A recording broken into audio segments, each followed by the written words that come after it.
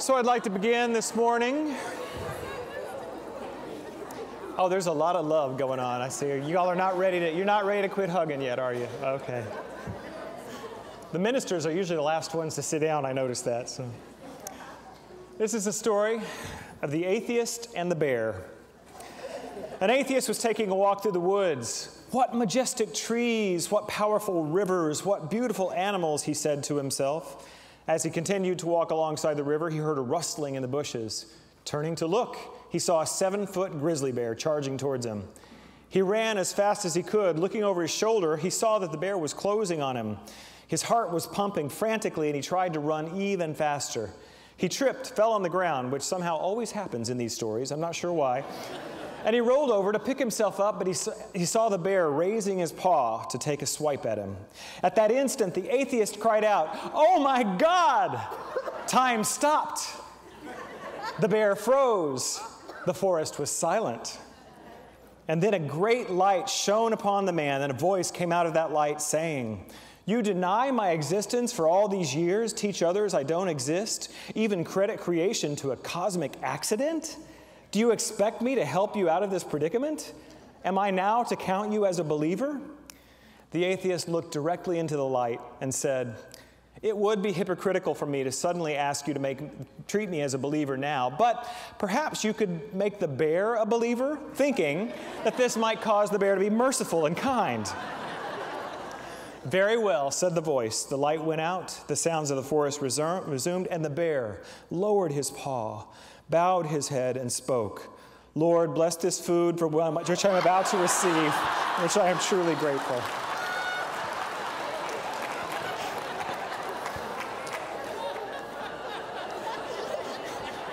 Which has nothing to do with what I'm talking about today. A few weeks ago, when Howard asked me to speak the Sunday after Easter, he asked me to give a talk title, and so what came to me was Revealing Our Greatness. It just felt good, and I liked the title, but then I realized that greatness is not a topic I'm used to exploring. It's not something I think about that much. What does it mean to be great? What is greatness? And so I've just kind of been exploring our culture, and there's a famous saying that you all have heard, and I'm sort of going to use this as the basis for the talk today. This actually, I did not know, but it comes from a William Shakespeare play from Twelfth Night. "Be not afraid of greatness. Some are born great, some achieve greatness, and some have greatness thrust upon them." You've heard that, right? So I thought that's a great way to kind of explore this. What does greatness mean? To begin with, in Shakespeare's time, and particularly in the time in which the play is set, born great meant something different than it does now. This was a time of a very class-conscious society, and those of noble birth were considered born great. Those who were not of noble birth are not born great. It was such a belief that they actually believed that those who were royal or noble had some divinity, in their blood was different. That's where the term blue bloods came from. The people thought that some people there were different kinds of people, some greater than others. Well, that idea didn't fly too well in this country from the very beginning. I don't remember hearing something called the American Revolution. We weren't too happy with this idea of having rulers. Now, believe me, we're still not working out. We haven't completely worked out this whole all are created equal. We got some work to do there. And actually, I think I'm speaking the 4th of July weekend. I'm going to be talking about that particularly. But there is something in us, and particularly from a unity standpoint, we do not believe that some are great and some are not. We don't believe that some are chosen, some are not. What we understand is that the very light of God that was in Christ Jesus is in all of us, that was in the Buddha is in all of us. We all carry that spark of divinity. It is our birthright. It is our very nature. And Jesus said this too. He said, "Greater things shall those do who come after me than I do." And Paul spoke about it. He said, we are joint heirs with Christ. We are to put on the mind that was in Christ Jesus. This is who we are. So what we teach here in Unity is that all of us are born great. The greatness is not anything we have to work for or earn or pray for or deserve. It's just us. It's who we are. It is our very nature. And yet when I look around the world and look at the way people show up, this is where it gets a little interesting, don't you think, Dooney? This is what I mean. So here's the conversation I often have here is around the absolute and the relative. In the absolute, the light of God is everywhere present, including my life, your life, and everyone's life. But in the relative of the human experience, it seems to me that some people exhibit greatness to greater degree than others. What's that about? Well, that's what I want to explore. And as I said, in Unity, we teach that the greatness of God is within us. This week I was praying with one of my prayer partners, and her prayer request was for a return to balance around work and health and private life. And this image came to me when I was praying for her of a beautiful piece of wood, just beautifully grained.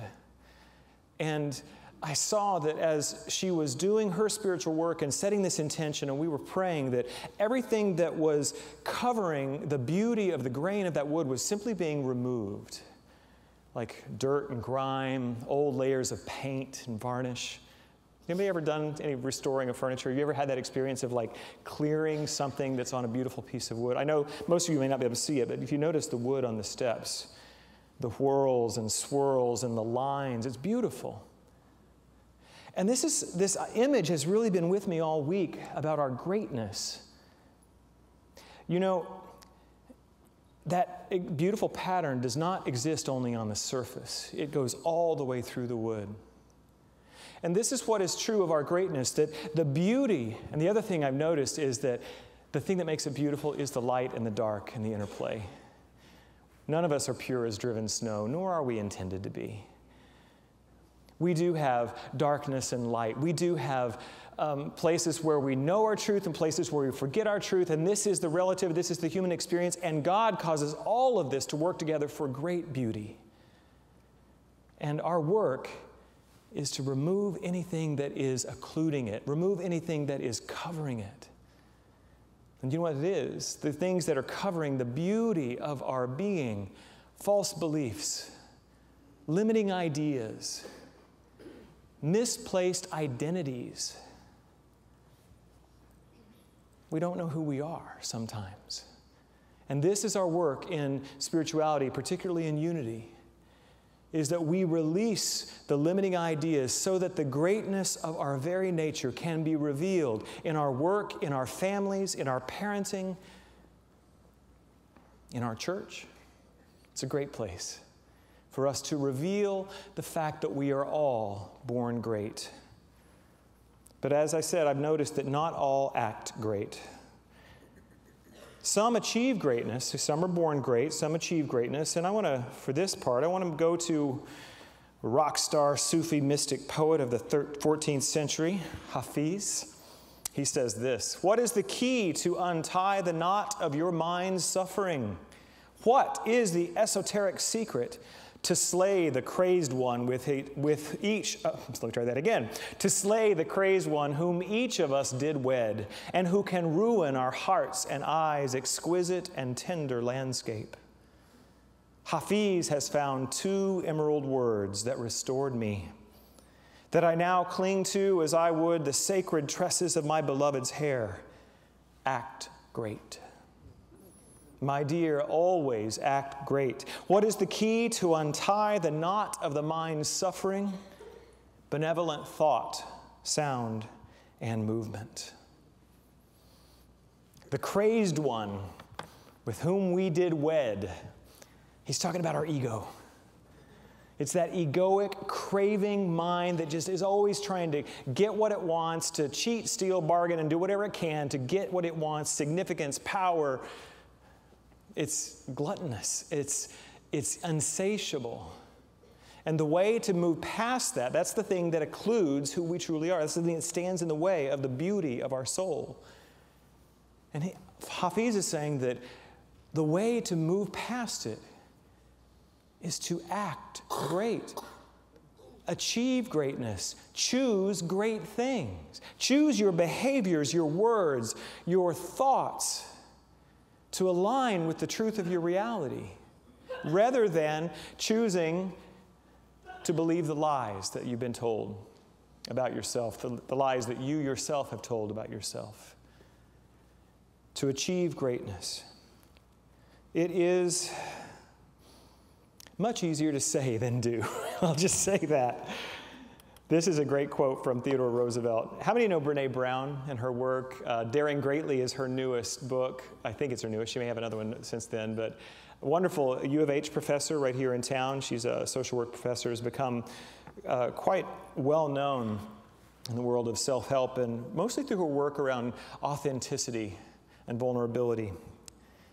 And this is the quote by Theodore Roosevelt that inspired her work, Daring Greatly. It's a little bit longer quote, but just stick with it. I think you'll find something good here.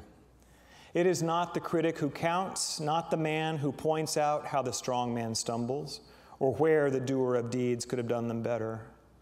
No, the credit belongs to the man who is actually in the arena, whose face is marred by dust and sweat and blood, who strives valiantly, who errs and comes short again and again, because there is no effort without error and shortcoming, but who does actually strive to do the deeds, who knows great enthusiasms, the great devotions, who spends himself in a worthy cause, who at best knows in the end triumph of high achievement, and who at worst, if he fails, at least fails while daring greatly, so that his place shall never be with those cold and timid souls who know neither victory nor defeat.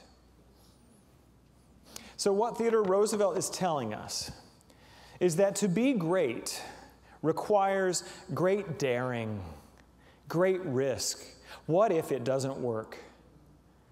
What if I try this thing and it blows up in my face? What if they don't like it? That was my big one. Middle child, always trying to see what people needed me to be. Codependence is another word for it. It was a big part of my healing.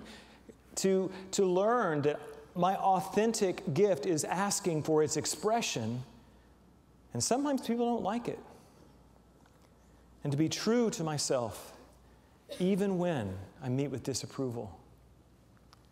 To dare greatly is to be willing to pay the cost. On this Wednesday series that I'm doing on Joseph, an amazing story from the Bible. This man who was born to great things and he knew it, revealed to him in dreams, which he shared to his brothers. They didn't appreciate it. Sold him into slavery, ended up in prison in Egypt. And the whole time, remaining true to his greatness. It's a powerful story. I invite you to come join us on Wednesday nights for that. And what I'm getting from teaching that series is that your greatness comes at a cost. And it's worth it. And it's worth it. Pay the cost. It is worth it. The third part of the quote, we have some are born great, some achieve greatness, others have greatness thrust upon them.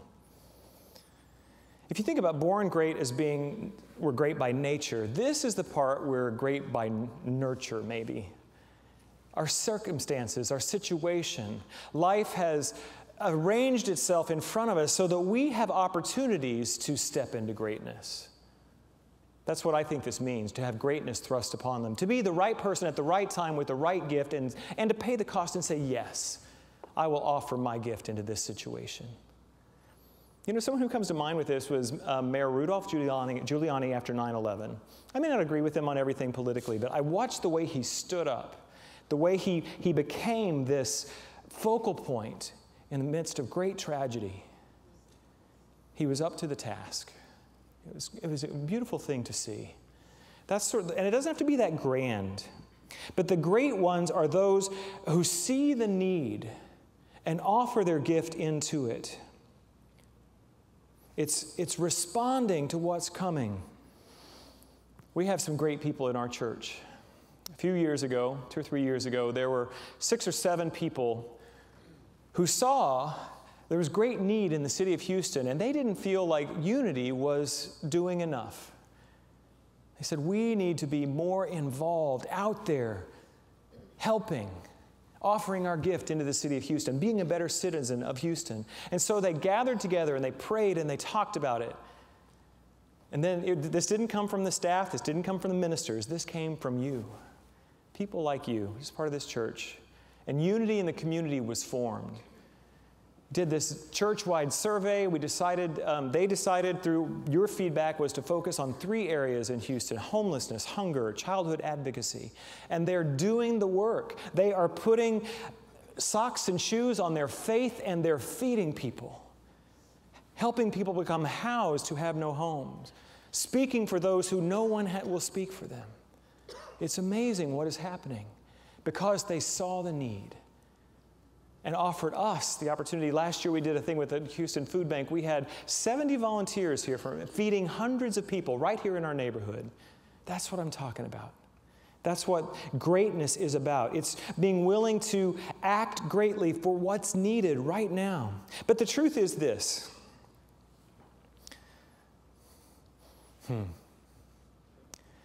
Howard Thurman says, don't ask what the world needs. Ask what makes you come alive and go do that. Because what the world needs is people who have come alive.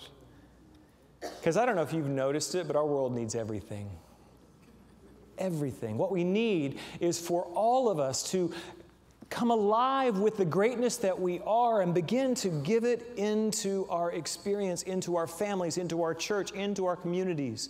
To give who we are through action. The thing I've known about greatness too, as I've been exploring it these last few weeks, there's a paradox here that I just love. Paradox is 2 seemingly opposite truths that are true at the same time. When we think about the great figures of history, these are venerated souls, men and women who are just, we hold them up on, you know what I mean? They are just so great. It's all about them. And you know the ones who are truly great? We're about serving others. And this is the paradox, that to be truly in your greatness, you are serving the whole. That's what it's about. From the Gospel of John, chapter 13. It was just before the Passover festival, and Jesus knew that the hour had come for him to leave this world and go to the Father. Having loved his own who were in the world, he loved them to the end. You know, I have read this chapter dozens of times.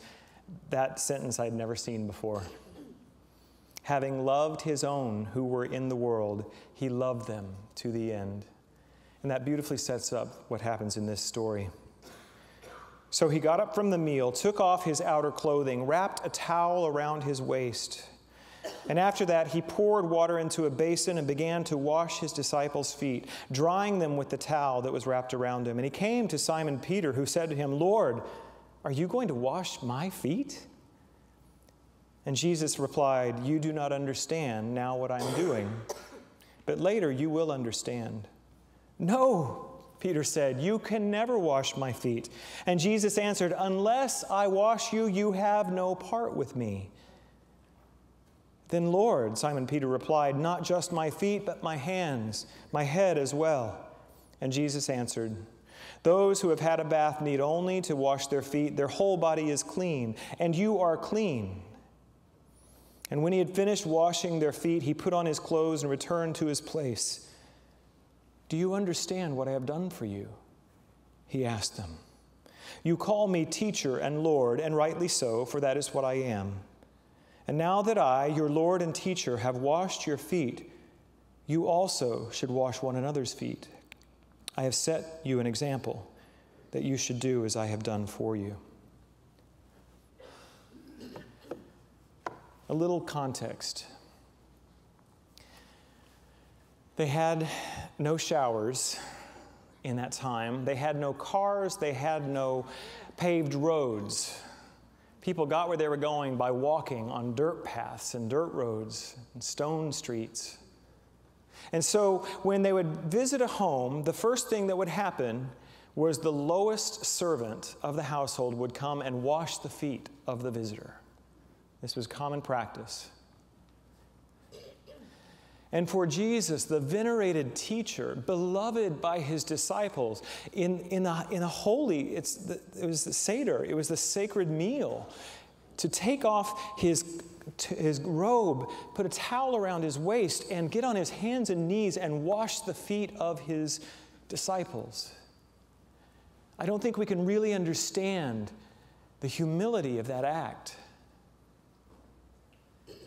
or understand why Peter was so resistant to have someone that he looked up to do such a lowly thing. It's a powerful, powerful message. And what Jesus is saying here is that greatness is always in service to the whole. How more clear could he have been? That our greatness is always in service to the whole. The last little saying that was kind of running around my head from our culture around greatness was, behind every great man is... Oh, I feel your resistance to that. I know you are. Think we need to update that one a little bit? Yeah, maybe a little dated and sexist. How about if we do it like this? Behind every great man or woman, there is a great man or woman. Or maybe a great family, or a great team, or a great friend, or a great church.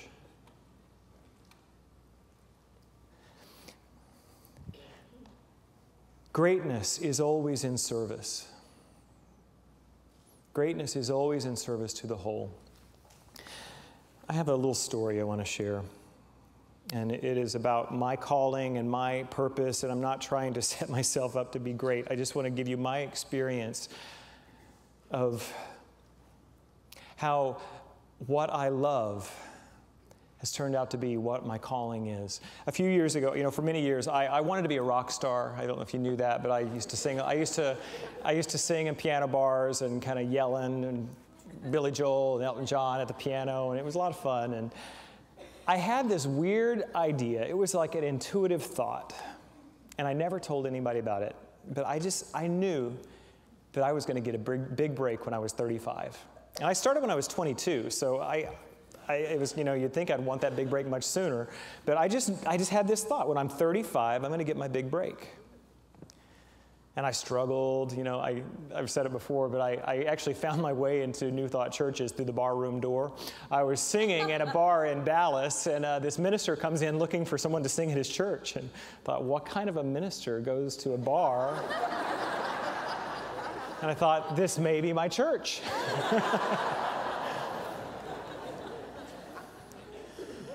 And so, when I was 28 is when I discovered 12-step recovery, and I discovered New Thought. And so the next 7 years, I seem to be moving in those 7-year cycles a lot. The next 7 years were about doing the work of my life and healing my life and taking responsibility. And so by the time I arrived at 35, my life worked. It did. It just worked. Not everything was perfect, but I was doing what I loved. I had a great community. I was successful. Life was good. So I really wasn't looking for a big break. But about a week after my 35th birthday, I think maybe less than a week, I was singing at the Tremont Retirement Center's senior prom. Isn't that cute? I was booked to do their Friday night event, and I've been singing there for a long time. In the beginning, I needed the money, and then I just developed relationships with the people there, and so once a month on a Friday afternoon, I would go over and I'd sing some of the old standards, and not a lot of Elton John, Billy Joel rock and roll, but sometimes I would. And it was great. Well, they asked me to do this Friday night gig, and I was like, well, could you pay my regular rate for that? And I'm like, sure, we just want you to be there. So I show up for this gig, and I go into where the piano is, and there's only one person there. Evidently, this is my big break, I was not even the main headliner. I was like the warm-up act for the accordion band. And all of the people were getting ready to go dance for the accordion band, and there was only one little old 85-year-old lady my girlfriend Dottie. She was there because she loved me. And she was very possessive. She had one of those little walkers that's also a seat, you know, and she would get right next to the piano, and she'd turn around and sit down. And if any of the other ladies came up and tried to help me, she's like, back off, he's mine. I had a very special relationship with her. So Dottie's favorite song was Stardust by Hoagy Carmichael. Beautiful old tune. She met Hoagy Carmichael at a party in Dallas in the 50s. And so I just, you know, I thought, here I am singing a concert for one of my favorite people in the world. This is going to be great. So I sat down and I just played a bunch of songs. And towards the end, I played her favorite song. And I was singing Stardust. And I could hear her just sort of gently singing along in her little voice. And it's one of the great moments of my life. It was perfect.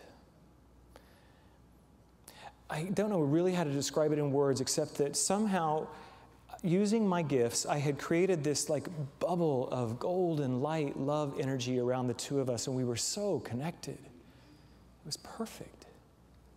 There was nothing you could change about that moment to make it better. Perfect. So I finished the set, I gave her a kiss on the cheek, and I went home. I was driving down the Dallas North Tollway toward the Mockingbird exit. And it's never happened to me before or since. I had it's like a download, a wash of information came over me. And I knew several things at one time. One, I knew what my purpose was. That moment that I had created with Dottie, somehow that was tied with my ability to be in my heart. Like I am right now with you. To just be here and allow my emotional nature to express the gift of God through me. And somehow I got that, I don't know how this works. You don't feel what I feel when I'm feeling. But some people, something in their heart unlocks. And they're able to feel their own feelings in a way that's helpful. At the time, I thought it was just in my music, because that's what I was doing. And I've found out, people have told me it happens when I preach sometimes too. But I got that that's my purpose, is to allow this connection I have with my heart to animate my gift into the world. And the second thing I knew was it didn't matter if I did it for one person or a million. It didn't matter at all. As I said, there was nothing that could have improved that moment. And the third thing I knew was that that was my big break, to know that. So the reason I share that story, as I said, is not to go, oh, Michael, you're so great. No. It's to show you that the shape of your authentic nature, the grain of your wood, is your gift. It's your calling, it's your greatness, and it serves. What is keeping you from giving your gift into the world today? And I will tell you, it's one word, and it has 4 letters, and begins with F. Go ahead. You know. You know, fear. What if they don't like it? What if I don't succeed? What if I do succeed? So your job, my brothers and sisters, is to get past your fear, to face everything and recover, F-E-A-R, to share your gift to the world.